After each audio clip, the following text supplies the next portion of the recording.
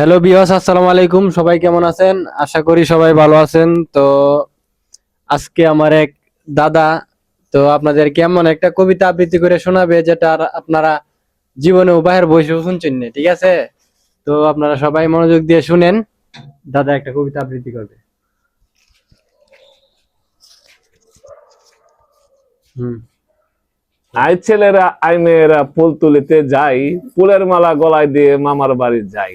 দিনের সাথে ঘুম তাকিতে লাল শালুকের ফুল, রাতের বেলা ছাদের শোনে হেসে না পাই কুল। রাতের বেলা জোনাক জলে বাঁশবাগানে চাই, শিমুল গাছে শাখায় বসে ভোরের পাখি গায়। কাঁদি ভরা খেজুর গাছে পাকা খেজুর দুলে, ছেলে মেয়ে আইচুটা যায় মামার দেশে চলে। এটা ঠিকই নাকি? ঠিক আছে, যদি ভালো লাগে লাইক কমেন্ট শেয়ার করে জানাবেন সবাই কেমন হইলো দাদার কবিতাটা। ঠিক আছে, ধন্যবাদ সবাইকে।